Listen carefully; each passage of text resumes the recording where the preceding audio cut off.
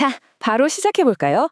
오늘 우리가 깊이 파헤쳐볼 이 자료는요, 수천 년 동안 수많은 사람들의 마음을 훔친 바로 그 이야기, 요셉의 생애를 다루고 있습니다. 이게 단순히 한 사람의 옛날 이야기, 위인전 같은 게 아니거든요. 엄청나게 드라마틱한 스토리텔링에다가 인물에 대한 아주 깊이 있는 심리 분석까지 들어간 그야말로 마스터 클래스급 기록입니다. 정말 흥미진진한 해설이 될 테니까요. 끝까지 귀 기울여 주세요. 오늘 우리가 따라갈 로드맵은 이렇습니다. 먼저 첫 번째, 꿈꾸는 자의 몰락. 두 번째, 감옥에서 왕궁으로. 세 번째, 재회와 용서. 네 번째, 문학적 걸작. 그리고 마지막 다섯 번째, 신앙과 영원한 유산입니다. 배신당하고 밑바닥까지 떨어졌다가 최고의 권력을 잡게 되는 이 롤러코스터 같은 인생사를 쭉 따라가면서요. 이 텍스트가 가진 진짜 놀라운 문학적 매력과 역사적인 영향력까지 싹 다 짚어보겠습니다. 자, 그럼 첫 번째 파트. 꿈꾸는 자의 몰락입니다. 그렇게 아버지의 사랑을 듬뿍 받던 아들이 어떻게 순식간에 나락으로 떨어지게 되는지 그 급강화의 순간부터 한번 확인해보죠. 기록을 보면요, 요셉이 17살 때 아주 기가 막힌 예언적인 꿈을 2번이나 꿉니다. 형들의 곡식단이 자기한테 절을 하고 심지어는 해와 달 그리고 11개의 별들까지 자기한테 납작 엎드려 절을 한다는 내용이었죠. 그러니까 생각해보세요. 안 그래도 아버지가 요셉만 끔찍하게 편애해서 미치겠는데 이런 꿈 이야기까지 자랑하듯 늘어놓으니 형들 속이 어땠겠어요. 형들이 왜 그토록 요셉을 뼈에 사무치게 미워하고 질투했는지 이 대목에서 아주 완벽하게 이해가 되시죠? 결국 그 부글부글 끓던 질투심이 도단이라는 곳에서 뻥 터져버립니다. 원래 형들은 요셉을 아예 죽여버려고 했어요. 그런데 그때 유다가 나서서 슬쩍 방향을 틉니다. 야, 죽이지는 말고 그냥 팔아버리자. 그래서 어떻게 됐을까요?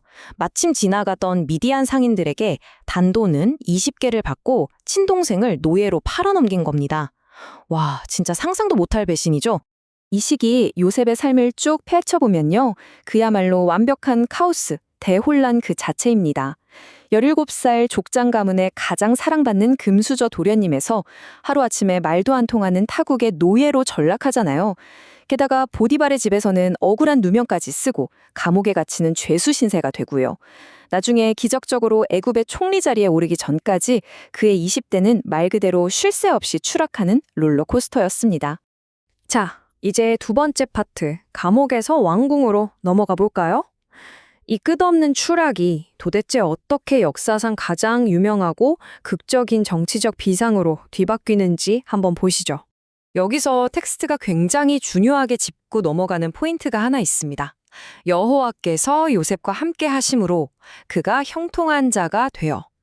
요셉은 남의 집 노예로 있을 때나 억울하게 죄수가 되어 감옥 구석에 박혀 있을 때나 자기 내면의 도덕적인 기준과 신앙을 절대 꺾지 않았다는 거예요. 환경은 진짜 최악 중에 최악인데 그가 손을 대고 관리하는 일마다 엄청난 성공을 거뒀다는 거죠. 멘털이 정말 대단하지 않나요? 그렇게 감옥에서 다른 죄수들의 꿈을 기가 막히게 풀어주던 요셉은 마침내 당시 세계 최고의 권력자 애굽의 바로왕 앞에 서게 됩니다. 바로왕이 꿈을 꿨는데 살찐 7암소를 흉측하게 마른 7암소가 잡아먹는 아주 귀괴한 내용이었죠. 애굽의 네로라 하는 지식인들도 다 꿀먹은 벙어리가 됐는데 요셉은 이걸 아주 명쾌하게 해석해냅니다.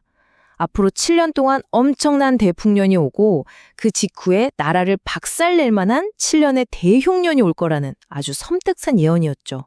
그리고 요셉이 딱 30살이 되던 해 그의 인생에 말도 안 되는 반전이 일어납니다. 바로 왕이 그 자리에서 요셉을 애굽의 2인자, 즉 총리로 임명해버린 거예요. 왜 그랬을까요? 단순히 끔해몽 잘하네 이게 아니었어요. 다가올 국가적 재난을 막기 위해 곡식을 어떻게 관리하고 배분해야 하는지 완벽한 행정적 솔루션까지 제시했기 때문이죠. 30살에 국가 최고 실세가 된 겁니다. 이 총리가 되면서 요셉의 신분은 완전히 세탁됩니다. 사브나바네아라는 애굽식 최고위층 이름도 받고 귀족 가문의 아내 아스낫도 얻게 되죠. 겉보기엔 그냥 완벽한 애굽 사람이에요. 하지만 여기서 진짜 주목해야 할 건요. 바로 그가 두 아들에게 지어준 이름입니다. 내 모든 고난을 잊게 하셨다는 뜻의 므낫세, 수고한 땅에서 창성하게 하셨다는 에브라임. 이 철저한 히브리식 이름들을 보면요. 그 어마어마한 권력과 낯선 문화 한가운데서도 요셉이 자기 정체성과 신앙만큼은 잃지 않았다는 걸 확실히 알 수 있습니다. 자, 그러니까 요셉은 그저 신기한 꿈이나 맞추는 점쟁이 같은 인물이 아니었어요. 엄청나게 똑똑한 거시 경제학자이자 정치가였습니다. 그의 경제 정책을 볼까요? 풍년일 때 무조건 수확량의 20%를 거둬들여서 중앙에 싹 비축해둡니다. 그리고 흉년이 오니까 그걸 돈을 받고 팔아요. 돈이 떨어지면 가축이랑 바꾸고 나중에는 아예 백성들의 땅까지 전부 바로의 소유로 국유화해버립니다. 백성들을 굶어 죽지 않게 살려내는 동시에 왕에게는 어마어마한 부와 절대적인 중앙 집권 권력을 안겨준 거죠. 진짜 천재적인 정치 아닌가요? 이제 세 번째 파트, 재회와 용서로 넘어갑니다. 이야기의 감정선이 최고조로 치닫는 순간이죠. 기근이 너무 심해지다 보니까 가나안 땅에 살던 요셉의 형들도 굶어 죽지 않으려고 식량을 구하러 애굽까지 내려오게 됩니다. 상상해보세요. 10대 때 꿨던 그 꿈이 지금 눈앞에서 문자 그대로 펼쳐진 겁니다. 자기를 구덩이에 던지고 노예로 팔아치웠던 그 형들이 자기가 누군지도 모르고 바닥에 납작 엎드려 절을 하고 있는 거예요. 여기서 우리는 숨이 턱 막히는 질문을 마주하게 됩니다. 애굽의 모든 권력을 쥔 요셉, 그의 말 한마디면 형들의 목숨이 날아가는 상황에서 과연 그는 피해 복수를 선택할까요? 아니면 용서를 선택할까요? 놀랍게도 요셉은 그 자리에서 바로 복수하지 않습니다. 대신 아주 치밀하고 거의 숨막히는 심리 테스트를 시작하죠. 처음엔 스파이로 몰아세우고 시므온을 볼모로 잡은 다음 막내 베냐민을 데려오라고 압박합니다. 결정적으로 베냐민의 짐 속에 자기 은잔을 몰래 숨겨서 도둑으로 몰아버리죠. 형들이 옛날처럼 막내를 버리고 자기들만 살 궁리를 할지 아니면 진짜 변했는지 시험해본 겁니다. 이 엄청난 심리전의 끝에서 옛날에 요셉을 팔자고 주동했던 유다가 나섭니다.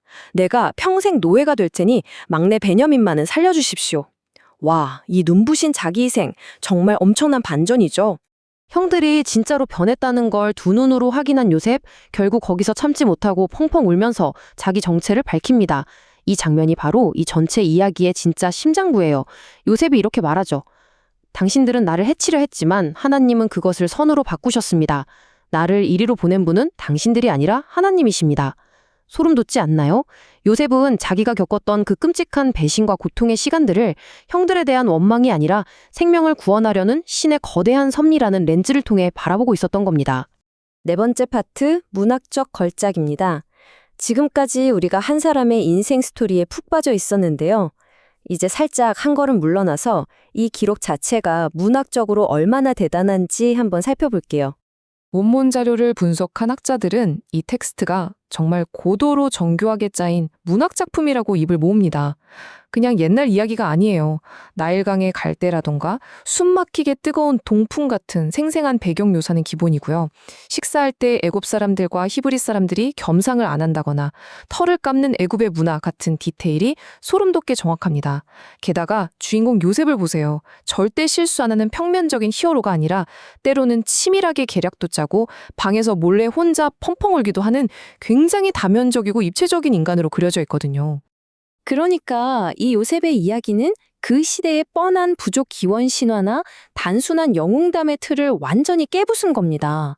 사건의 전개 속도, 완벽한 배경 설정, 인물들의 아주 깊숙한 심리 묘사까지 마치 요즘 나오는 아주 잘 쓰인 장편 소설이나 넷플릭스 드라마를 보는 것처럼 독자의 멱살을 잡고 끝까지 끌고 가는 엄청난 서사적 힘을 가지고 있는 거죠.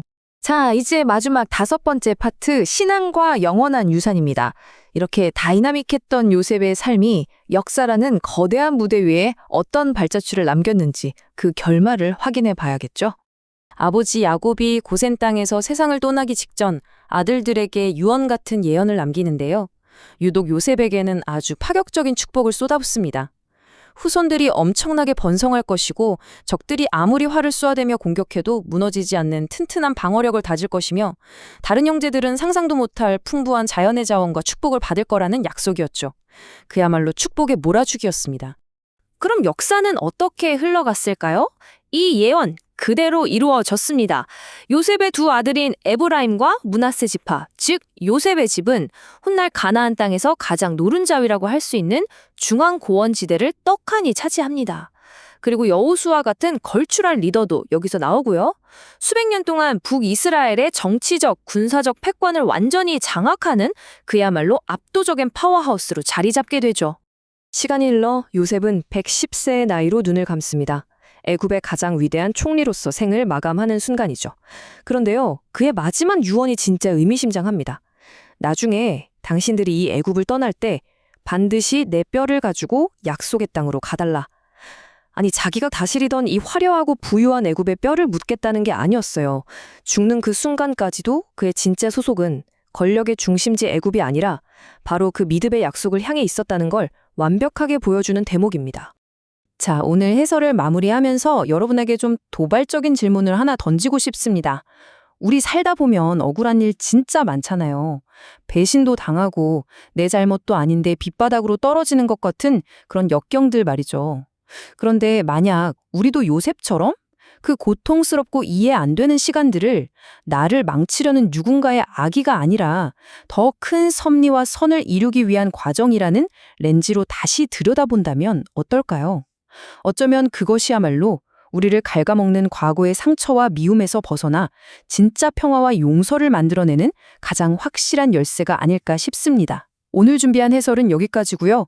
이 통찰이 여러분의 일상에도 작은 울림이 되었기를 바랍니다.